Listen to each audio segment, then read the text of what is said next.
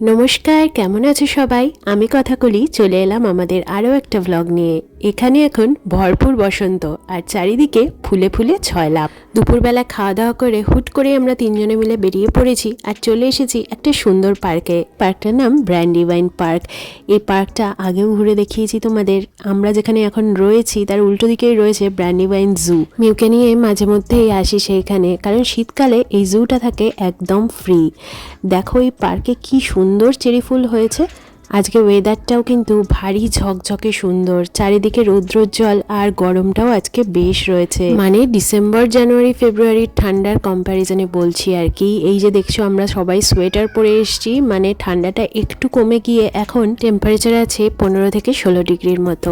এখন বাজে দুপুর 3টের মতো, আর এতটা খোলা মাঠ পেয়ে মিউ কেমন ছোটাছুটি করছে চারিদিকে দেখো।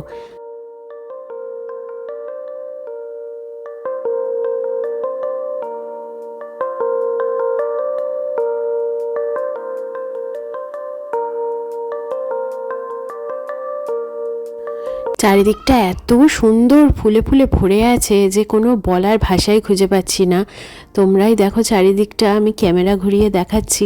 আগে যখন আমরা ওয়াশিংটন ডিসিতে চেরি ব্লসম ফেস্টিভ্যাল দেখতে গেছিলাম তখনই তোমাদের বলেছিলাম এই গাছগুলোতে একদম ফুলে ফুলে ভরে থাকে আর একটাও পাতা থাকে না। লক্ষ লক্ষ কোটি কোটি ফুল একসাথে ফুটে ওঠে আর বাতাসে দুলে দুলে নিজেদের সৌন্দর্যের জানান দেয়। গাছগুলো দেখো একবার কি সুন্দর।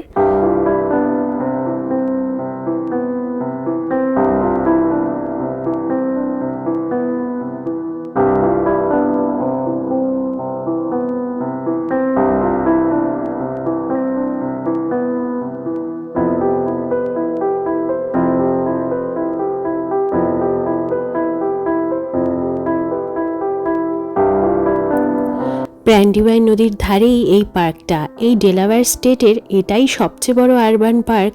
আর এর উল্টো দিকে যে জুটার কথা বলছিলাম ওটাই এই স্টেটের একমাত্র জু। এই পার্কটা কিন্তু বেশ পুরনো, স্থাপিত হয়েছিল সেই 1886 সালে। আর এই যে পার্কের মাঝখানে ফাউন্টেনটা, এটার নাম জোসেফিন ফাউন্টেন। এটাই এই স্প্রিং টাইমেই একমাত্র চালানো হয়।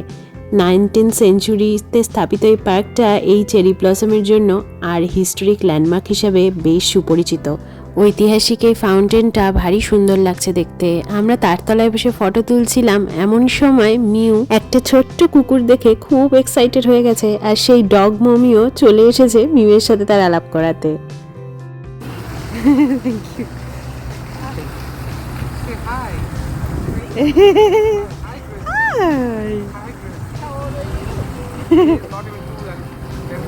22 months. আর মিউ ডগির সাথে আলাপ করবে কি? অচেনা লোক দেখলেই ও এত লজ্জা পেয়ে যায় যে হাত দিয়ে চোখ দুটোকে ঢেকে নেবে, কিন্তু নিজে থেকেই ডগিটাকে হাই হ্যালো করছিল দূরে দাঁড়িয়ে দাঁড়িয়ে। তাই দেখেই উনি এসেছিলেন ডগিটার সাথে আলাপ করাতে মিউয়ের। তো যাই হোক, আমরা এই অপরূপ শোভাকে প্রাণ ভরে উপভোগ করছি।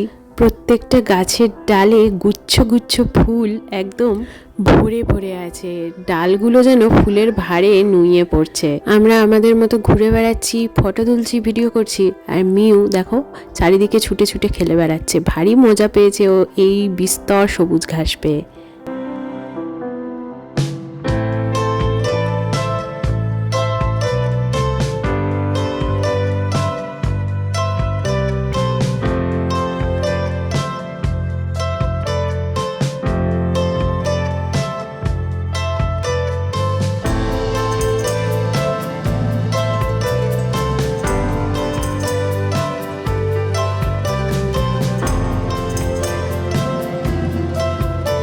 চেরি ফুলের সাথে সাথে এই পার্কের শোভাবর্ধন করছে এই হলুদ ম্যাগনোলিয়া ফুলগুলো।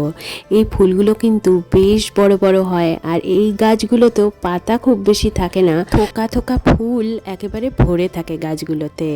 এদিকে আমি গাছের শোভায় মুগ্ধ হয়ে আছি আর ওদিকে মিউ ছুটেছে গুসগুলোর পিছনে।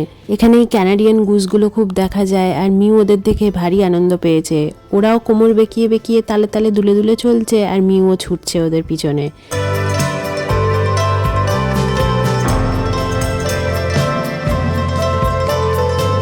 সাদা ফুলগুলোই বেশি এখন ফুটেছে, এরপরে আসবে গোলাপি চেরি ফুলের সময়।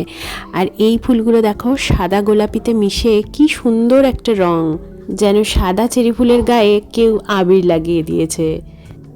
এখানে অবশ্য দু একটা গাছে গোলাপি চেরি ফুলও চোখে পড়লো। হলুদ, গোলাপি, সাদা সব মিলেমিশে এত অপূর্ব লাগছে চারিপাশটা যে সত্যি বলতে এই সৌন্দর্যকে ভাষায় বর্ণনা করার ক্ষমতা আমার নেই।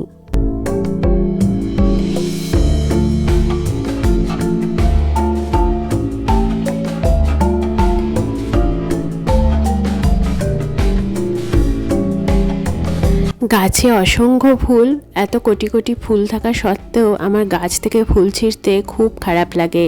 তাই যে ফুলগুলো ডাল ভেঙে বা ঝরে মাটিতে পড়ে থাকে সেগুলোই আমি একটুখানি চুলে গুজে ফটো তুলে নিই, কিংবা মিউকে খেলতে ওর হাতে দিই। মিউ এখন সেই ফুলগুলো নিয়েই খেলতে ব্যস্ত। তো যাই হোক, এখানেই ঘোরা সাঙ্গ হলো আমাদের। এবার বাড়িতে গিয়ে মিউকে ঘুম পাড়াতে হবে।